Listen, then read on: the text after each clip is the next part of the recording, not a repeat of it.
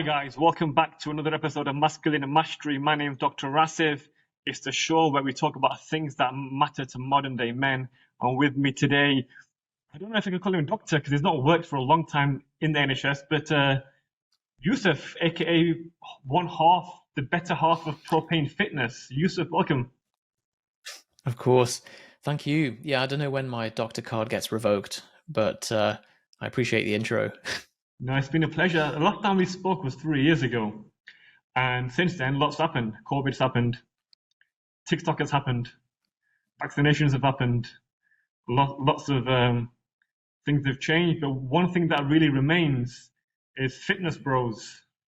You know, the YouTube community of fitness bros who are giving out all sorts of wacky advice. So that's why I thought I'd get you on to dispel some of the misconceptions. And I think more pertinently, Yusuf, it's been a real a glaring spotlight on doctors' careers. Doctors have left the NHS, going abroad to Australia. You talked about the monopoly of the NHS on doctors, and you were one of the first ones, I remember 2019, to kind of make that transition slowly out the NHS. And so tell me about your story then. What made you leave NHS after a few months, a couple of years as a doctor? Yeah, so I should apologize for the listeners, by the way. We're having some connection issues. So if we get a bit of the Iraqi correspondent effect of the long delays, it's just because of that. Yeah, so certainly the fitness bros have been the evergreen staple across the last decade. They're the solid rock despite COVID and despite all this stuff happening. So yeah, I worked as a doctor for 3 years over COVID and lockdown, which was certainly an interesting experience. I know that Asif had the real butt end of experiencing that too. And now I am co-running Propane Fitness, as you've said, which is basically a two-armed business. One side we do fitness and nutrition coaching, and the other side is we're aiming to really raise the standard of the fitness industry as a whole. And we help personal trainers to transition online and deliver their gift to the world as well. So that's what I'm doing 100% of my time now. Cool. So that's now your full-time job, running the business, scaling it, and most importantly, teaching other people how to run their business. So I've seen your protocol back in 10 years ago now, 2013, I think it was. You got me in shape for when I got married. But now you've kind of transitioned more kind of away from hands-off into, away from hands-on into more of the scaling other businesses and getting coaches into the kind of six figures per year. So in terms of coaching them, essentially you've got that niche of coaching coaches. How did that come about? Was that a pain point you saw in scaling your business? How did this whole industry of coaching fitness coaches come about? Was it COVID was the main driver for that? No, it was totally accidental. The type of fitness content that we put out. So one of the big things when you're setting up any online product is making sure that you have a good product market match before you start scaling anything, before you start running ads, before you start trying to get impressions onto what you're doing. You have to make sure that what you're selling is something that people actually want to buy. And that was the big mistake that we first made, in that the type of content we put out was very nerdy and very physiology heavy. And as a result, it accidentally attracted quite a lot of other fitness enthusiasts and personal trainers and so on, and other coaches, rather than the kind of general population aren't interested in the fractional synthetic rate of leucine metabolism or any of this stuff. So while we coached some general population who were the kind of nerdier side of stuff, the majority of our audience tended to actually be other coaches and PTs. And because they saw the systems that we were using to coach them, they were like, guys, this is really slick. Like, can you help me with my systems to coach my clients? And it kind of came about where eventually we were like, do you know what? We're having a lot of demand for this. Let's also serve that as a need. And so that's kind of how that side of it came about as well. So we still do both. And luckily, having done the fitness side of the coaching for long enough. The product is mature enough to be able to run basically on autopilot now. We have the funnels, we have the systems, we've those products are running passively pretty much. So we've dropped the price and we're just going for volume with them, which allows us to spend more time helping the PTs. So that's kind of how things came about, sort of by accident. Okay, cool. Then, what are your main lessons you've learned from getting people away from offline training into online training? What were the main pain points that people had in the transition from being your kind of, you know, pure gym PT who works 20 hours a day to being someone who can do the proverbial 4-hour work week with online client base? What were the pain points a lot of PTs had in that transition?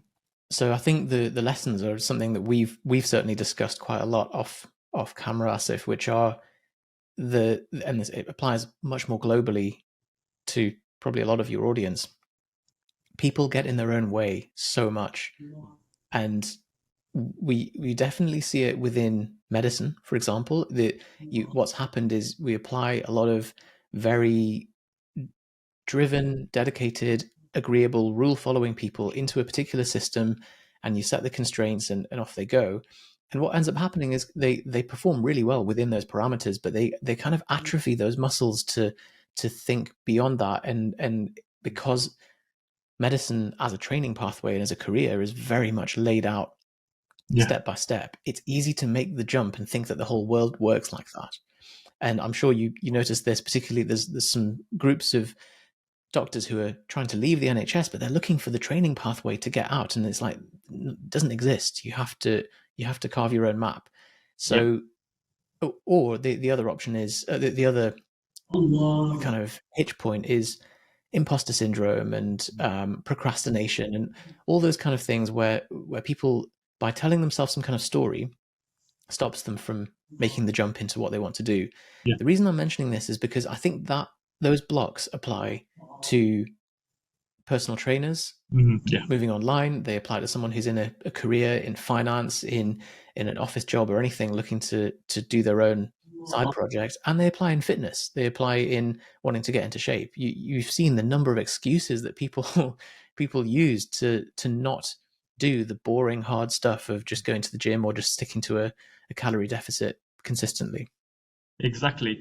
And it's very apparent in the NHS. You've got these archaic systems which present a cultural barrier almost to change, archaic systems.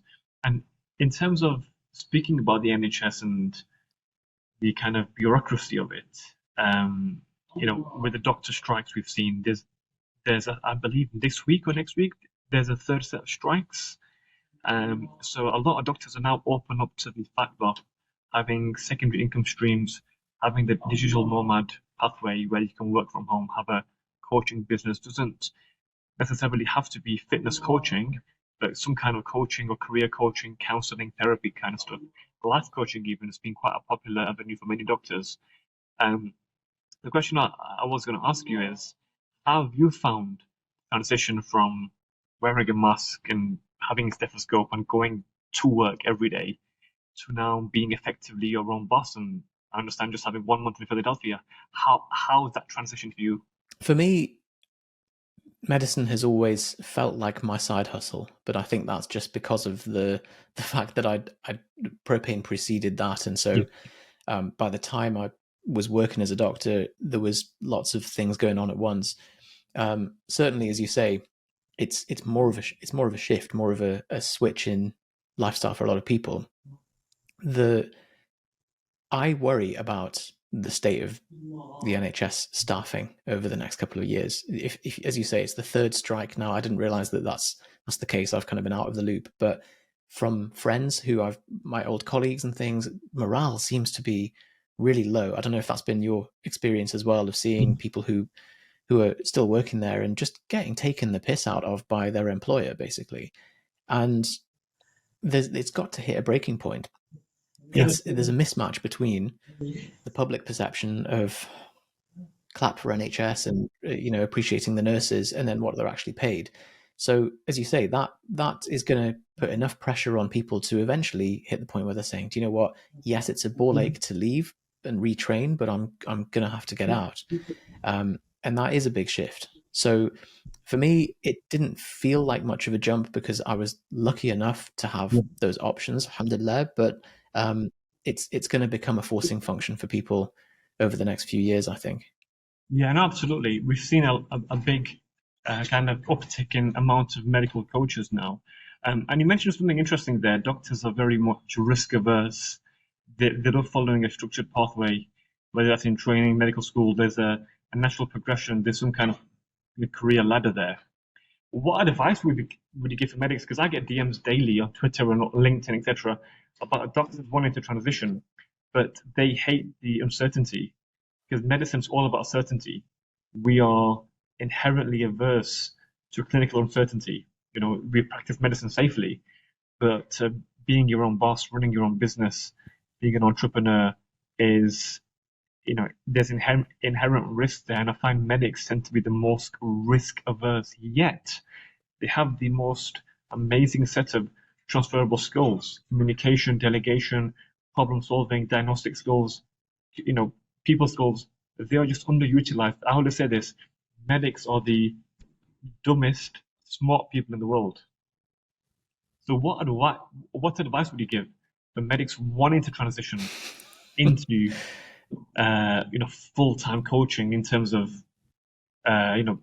what would be your top three pieces of advice? Because there's loads. Literally, I get 100 DMs a week from people wanting to transition. What would be Yusef's top three advice for medics wanting to transition into a different career? So just to comment on that risk aversion, I think that attitude to risk is very appropriate to the job itself. As you say, it's suited because within clinical medicine, you are not rewarded for taking risks. You know, if you're a surgeon, you decide to just take a punt at a risky procedure.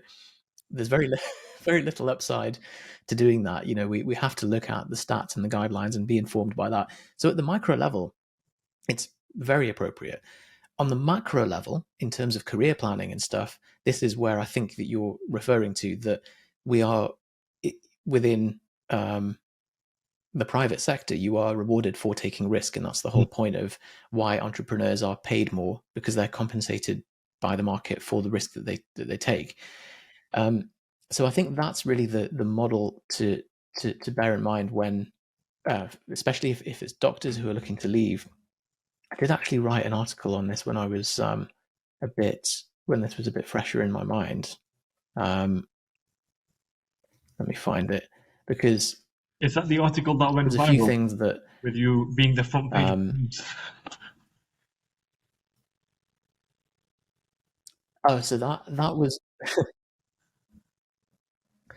yeah, that was an unfortunate when basically I posted some reflections about working in the NHS, and just kind of as a throwaway thing, and it's always that stuff that tends to go viral. So ended up getting hammered by ITV, BBC, Al Jazeera, all that stuff. I would the main takeaway is don't get involved in mainstream media, but luckily not.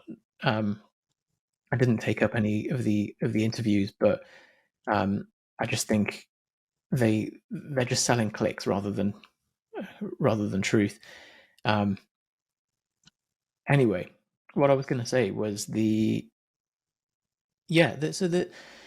just looking back at this article, that it was one of those things I wrote when the iron was hot. The main advice I would give is you have to start hanging around with non-medics and start breaking up the old patterns, just to see where you can apply your incredible skill set and training into somewhere else that's more profitable. And the problem with the medical training system, and it's nobody's fault, is that it instills this sense of learned helplessness in people. And I remember seeing on this group, it was called Alternative Careers for Doctors, everyone was like, what qualification do I need to become a life coach? What certification do I need to do this? And everyone's like, it's like the framing of the question is wrong. They're thinking like, whose permission do I need to ask to go and do this thing? Rather than like just go and do it, validate it with the market, go and test it. Like you don't need to be an ST3 life coach to be able to. Yeah, it goes back to the thing, learned helplessness, the sociological term. We get that with patients, but certainly in our profession, because there's always some kind of deference and reverence for the next for the hierarchy. It's a very steep hierarchy in medicine. And you mentioned something a few years ago about having a high agency attitude. Medics don't have that. There's no agency involved in medicine. It's all very much protocol driven, and it's all about referring and deferring. So when it comes to thinking outside the box, medics seem to be very slow off the mark, and I think that's a legacy of the way that we've been inculcated from medical school to follow orders, to follow guidelines, to not stray away from NICE or BTS or whatever RCGP guidelines. We're very much rewarded for sticking to guidelines, best practice, and all that stuff. CCGs are rewarded for best practice, whereas entrepreneurialism, it's very much a uncharted territory, and you're rewarded. The market amply rewards you for something called blue ocean strategy. Thinking blue ocean, thinking making a product market fit which just wasn't there before. So I do find a lot of risk aversion and kind of just lack of initiative. Another thing, Yusuf, someone said this the other day, and they think a lot of men lack executive function from chronically low testosterone, which we know this happens. A lot of CEOs take testosterone in their 30s and 40s because we know testosterone makes you sharper. You see all these guys like Bezos, Zuckerberg, dosed on TRT, getting great bodies in their 40s and 30s compared to when they were younger. So yeah, I know you did a very good video on this beginning of last year about estrogens and plastics and kind of phytoestrogens and all that kind of stuff. What were your conclusions from your self-experiment, N=1, your cohort study on yourself from reducing your synthetic estrogen exposure? Yeah, so I can go over that. The executive function thing's interesting, and I'd love to pick your brains on that in a second as well. But what Asif's referring to is I did a 12-week estrogen elimination experiment. So what it was, the hypothesis is that we are being exposed to a large amount of environmental estrogens in our daily life, from cosmetics, plastics, fragrances, certain like dishwasher stuff and laundry powder, all that kind of thing. And the idea is that because of the total mass effect of the exposure, it's having a global effect on our health, on our sperm count, on perineal length, funnily enough, in babies, the neurodevelopmental changes that you kind of alluded to there, IQ in babies, metabolic syndrome, gynecomastia. So there seems to be a lot of these estrogen mimetic compounds in plastics and cosmetics, particularly, that over time they build up. We don't have the natural metabolic pathways to be able to clear them. And so we're seeing some quite worrying trends in the data. My test was to see whether I could maybe influence my serum levels of estrogen and testosterone by trying to eliminate as many of these as possible. Now, as a heads up, you cannot fully eliminate them because we're exposed so heavily to this stuff. But what we can do is at least pick the highest yield things. And looking into it, the highest yield thing is don't microwave plastic. Don't eat food that's kind of with heated plastic. That's particularly because plastic that softens in the heat can it starts to actually shed its plastic into the food, particularly if the food is acidic. That goes into your bloodstream. It's very difficult to then get rid of that, and it builds up over time. So what some of the high yield things would be that, and eliminating fragrances too. I went through a much more kind of rigorous checklist of everything and tried to get rid of as much as I could. And I did some sauna and some sauna protocols, because that's meant to be one of the best ways to clear the built up estrogen through sweat, funnily enough. So, quick whip through. If you're interested in some of the things that I eliminated, were fragrances, cosmetics, storing and heating food in plastic, touching receipts, which is lower risk nowadays, essential oils, chewing gum, sunscreen, laundry powders, filtered my water, and any kind of skin cosmetics and that kind of thing. And also try to eliminate plant estrogens too. So flax, soy, lavender, tea tree, that kind of thing. Yeah, yeah. I know some of these are higher yield than others, but I'm trying to just like blanket eliminate as many as possible and see what happens over a 12-week period. And I did see my numbers improve, all of them in the right direction. So my SHBG, my estrogen, my testosterone, my free test, all moved within line of what I was hoping for, which was pretty cool. Retesting a year later, I also found a continued improvement. Now, of course, I'm sure you would say, like, if we were to be skeptical, 2 random blood tests and then a third one, it's not enough density of statistical data to be able to make big conclusions from. But it was trending in the right direction, and the whole kind of theory makes sense to me. And I think to avoid heating stuff in plastic, I'm not really losing much by doing that. So I would recommend anyone who's like even slightest bit concerned about this stuff, go for the high yield. Yeah, no, absolutely. So you made a conscious effort to reduce phytoestrogen exposure, which is, by the way, very, very difficult to do because it's everywhere. How about the converse of that?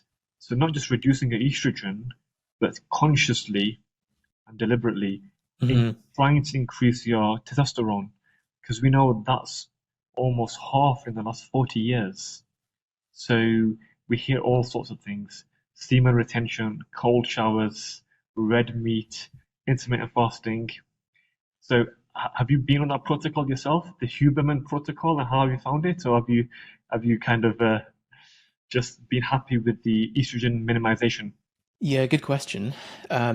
My opinion on this is that we're men. We have the natural ability to produce decent amounts of testosterone. Something has happened in the last. I didn't realize if it's a 40% drop over the last 40 years. You said that's pretty significant. Yeah. Most likely, the first thing I always look at is like, where are the holes in the bucket before I start adding new things in? How can I stop damaging myself first? And if you see a patient who's like, how can I optimize my health, but they're smoking and drinking and overeating, you'd be like, well, stop doing those things first, and then we can look at the things to take you from healthy to optimal. So for me, the estrogen elimination was a big one. I don't smoke cannabis or drink alcohol or anything, but both of those are pretty detrimental to testosterone production. And then the other thing, which I picked up from Anthony J, he's a PhD in estrogen. He wrote a book called Estrogeneration. He mentioned that actually building muscle, aside from all the other kind of benefits that we would typically talk about, he says that they act as a buffer for xenoestrogens, and that they kind of sweep up excess artificial estrogens in the body, which I'd never heard of. But so it sounds like all of these things create a bit of a virtuous cycle. Yeah. Outside of that, in terms of taking testosterone above or to the high end, or to above the normal levels, I think Asif's your man. I'm out of my depth from one beyond that point. Yeah, so testosterone has declined precipitously over the last 1.5 generations, and our natural tendency is to increase till our mid to late 20s, plateau till your mid to late 30s, and then decline by about 10% per decade after 40. But we're seeing now the peak being much less, and the decline being much, more precipitous, decline being in your late 20s as opposed to in your mid 30s. You should be plateauing, but we're seeing a massive, a very quick trough. The one thing I did want to mention is the Love Island effect. So I get a lot of guys wanting to go on TRT in their teens, in their 20s.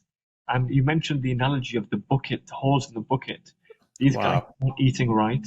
They're not sleeping right. We know chronic cortisol elevation is an antagonist to adequate testosterone production. And the third thing is aromatization, adipose tissue.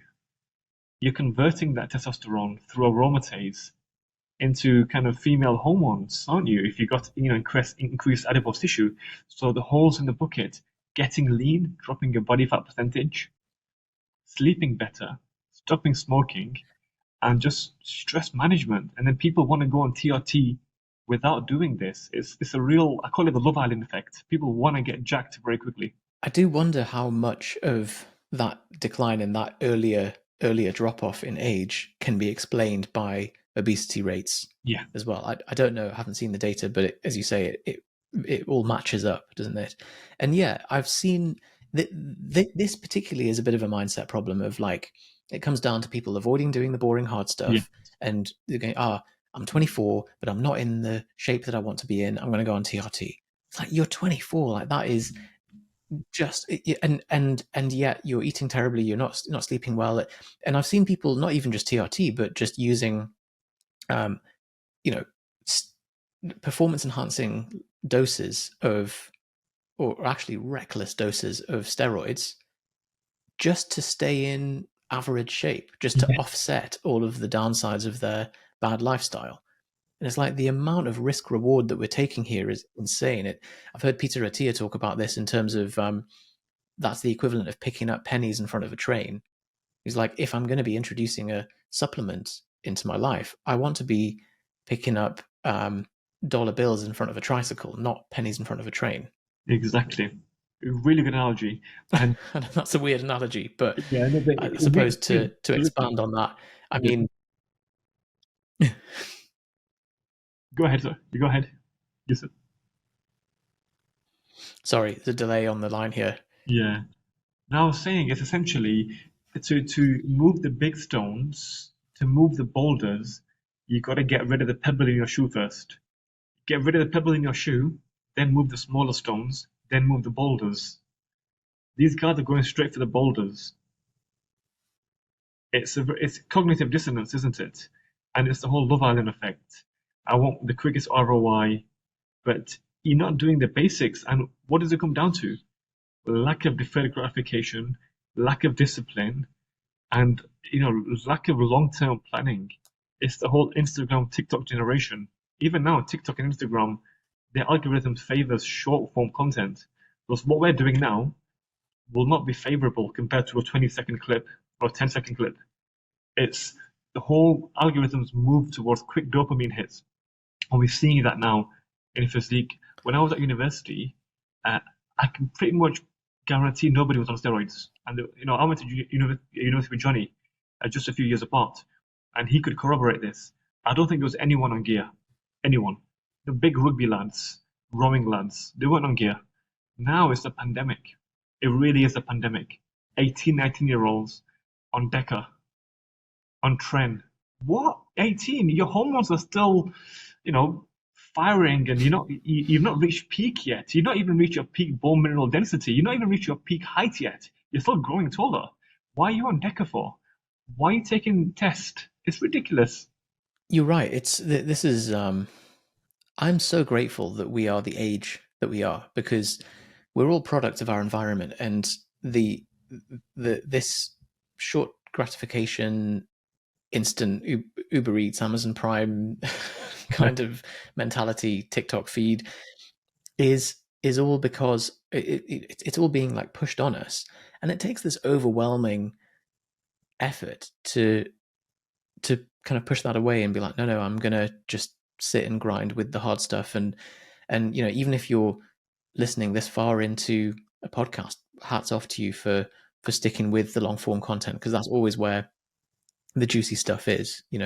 Anytime you see a TikTok or a short video and you're like, oh, that was really insightful, there's going to be so much under the surface. If you look at where did that insight come from, where if it's an author speaking about their book, like go and get that book, go and like engage with the long form stuff. Go and, if you hear about a scientific study and think that's interesting, go and look at the textbook. Like this is where the real meat is. But because it's boring, because our brains go, oh no, I don't like that, I'm uncomfortable and I'm looking for the next dopamine hit, we never get to the good stuff. And that's where there's an amazing competitive advantage now.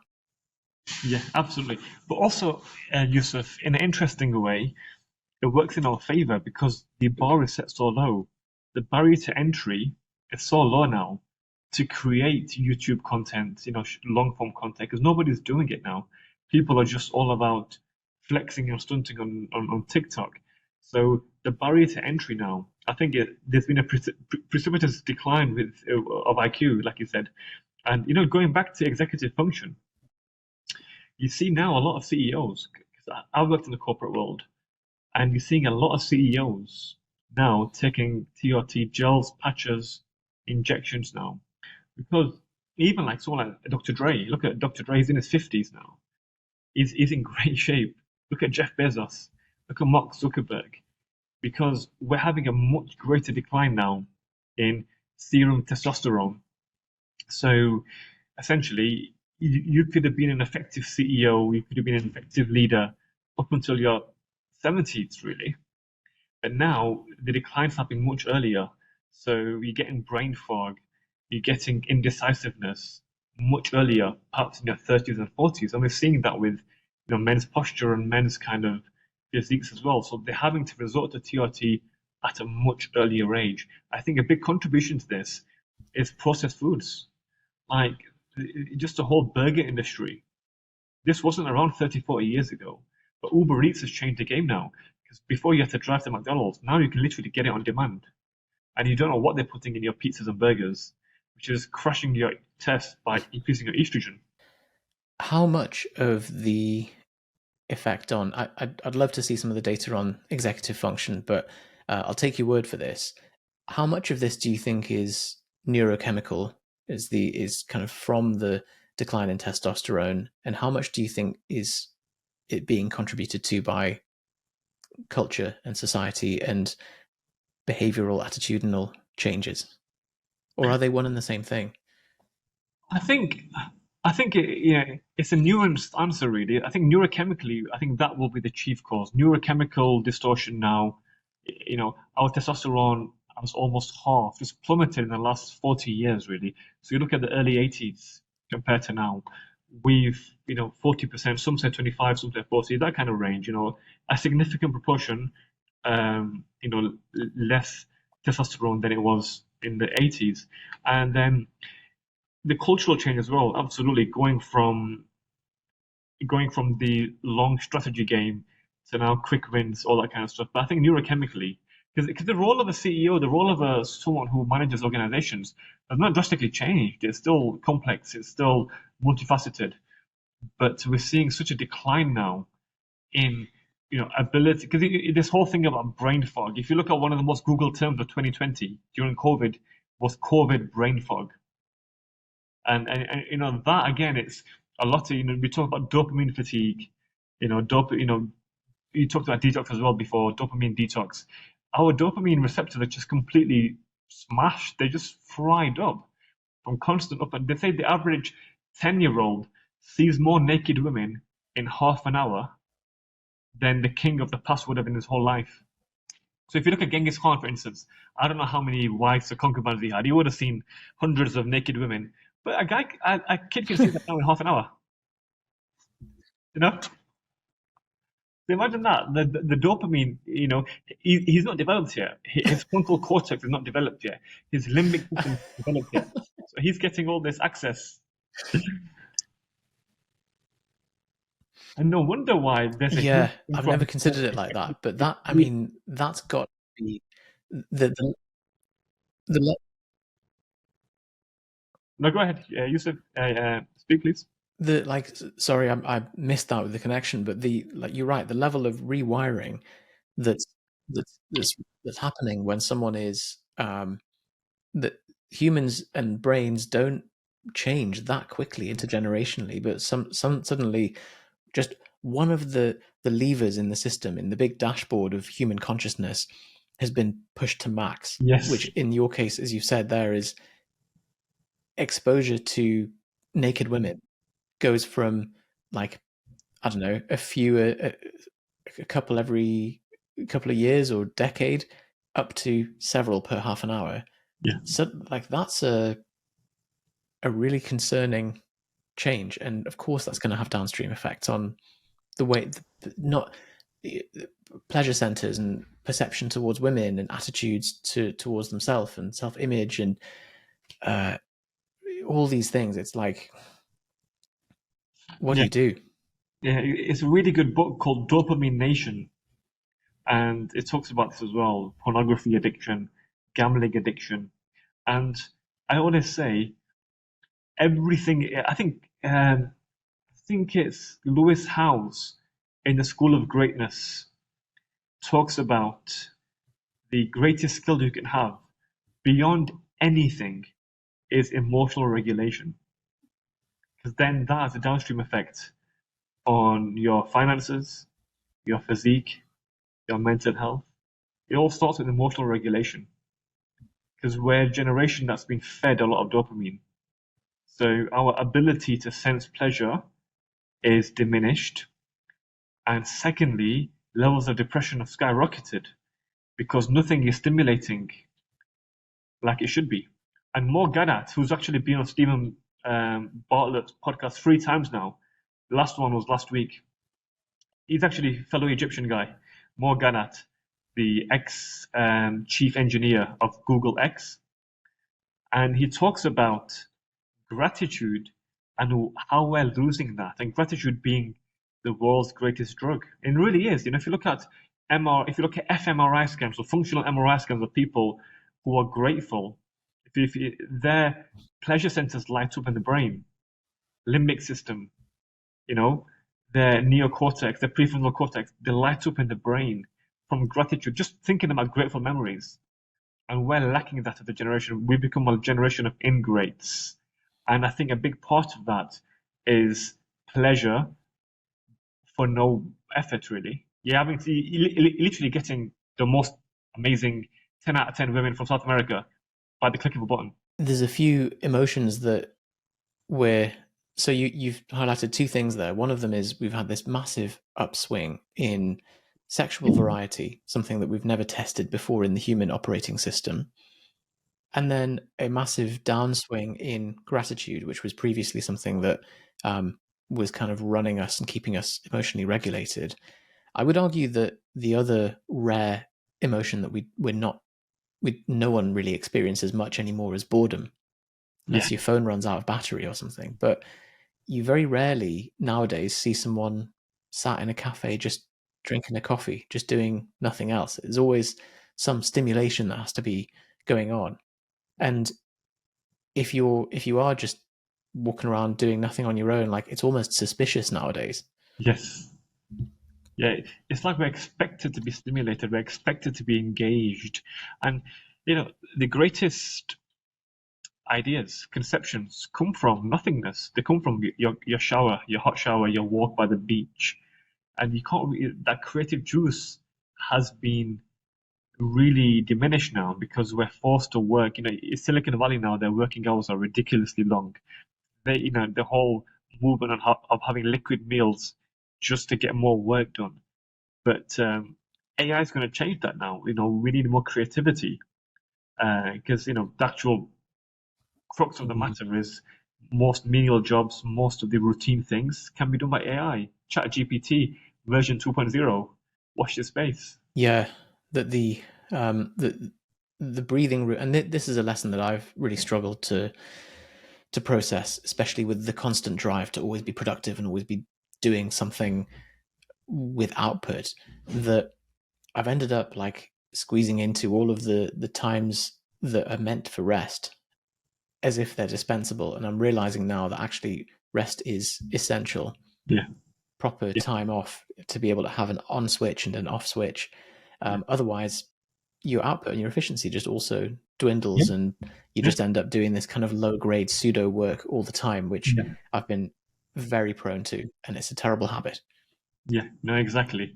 This hustle culture, toxic hustle culture. And Jim Carrey says it very well. He says, if you're depressed, you need a deep rest. And I thought that was quite profound. As in, we're constantly wired and switched on. And if you're Mm. depressed, you need a deep rest. And I thought, you know what? He's right. We just need a reset from constant dopamine stimulation. It was much easier growing up in the teens and in the 90s. There was only the Sega Mega Drive and Nintendo 64. But now there's supercomputers on your phone. The camera's quality is amazing. The apps, WhatsApp, for instance, like I deleted WhatsApp for about a month. I got no text messages. Nobody texts anymore. I could delete WhatsApp for a year. I wouldn't get any text messages. That's just the way people are now. I think the only text I got was from you. Interesting. Yeah, maybe. Yeah, I'm one of the old school SMS texters, but you're right. Like we're moving towards having literally, as of this week, a computer strapped to your face, and that's the new thing. It's like I like that play on words from Jim Carrey. I certainly agree with this idea that if you don't take proper rest, your body will just enforce it on you through creating a burnout, creating a some kind of payback. And I think in general, it's why I'm a bit wary of performance enhancing drugs. I'm a bit wary of excessive caffeine use, anything that's like that, because you're basically doing it on a credit card. Like you will pay you'll pay the interest on it at some point. Yeah, no, exactly. That's a very, very good thing to end on. I think nootropics and everything in moderation, and we've always got that desire to push further, but yeah, it comes back with interest. It comes back with interest, and Yusuf, it's been an absolute great chat, and I think the main message is say no to drugs, kids. I missed that main message. I said no. I just heard. I think the main message is, and then silence. Yeah, no, I would say What an the anticlimax. main message from all of this is say no to drugs. The quick fix. The quick injection in the buttocks and the quick pill and the fix and the quick potion. We live in such an instant world that these will catch up with you, and that's from two doctors. 100%. Yeah, very tempting, but each time we've just got to keep relearning that lesson, no matter what the marketers tell you. Yeah. But yeah, man, this has been an absolute pleasure. No, it's been a great chat, Yusuf. Thank you for your time again. And how can people find you? So best place is Propane Fitness. So propane as in the gas. We are on YouTube. That's probably the best platform to follow us on. Is where we're most active. Plus Twitter, Instagram, and yeah, feel free to get in touch. Say hello. Great stuff. Thank you so much, Yusuf. We'll do a part 2 at some time next year when robots take over. Talking about the a new can of worms. But no, pleasure. Thank you so much. Really appreciate your time. Yeah. Likewise, man. I think at the rate things are going, it'll be the robots will probably take over within a couple of months. Every time we estimate the time, it seems to get quicker and quicker. But yeah, I appreciate your time and patience with the choppy connection as well. Thank you, Yusuf. Really appreciate your time. Thank you so much.